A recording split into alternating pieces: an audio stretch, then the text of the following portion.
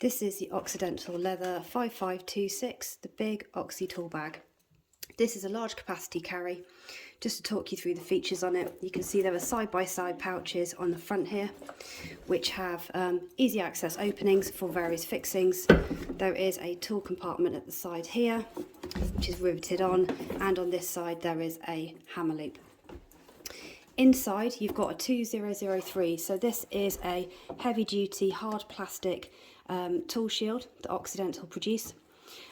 Inside as well there is some more tool organisation along the back here, and then down this side some smaller sections and then one larger section loop there.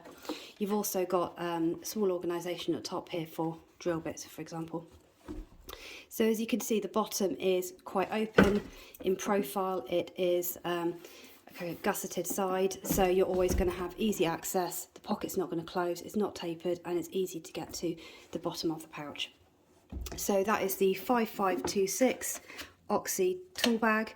I'll give you an idea of scale as well. So this particular one is about 36 centimetres from top to bottom. Across the opening it is 27 centimetres, and it is approximately 12 centimetres across, kind of width on it. So that gives you a bit of an idea of reference as to how much capacity and space you've got within this pouch.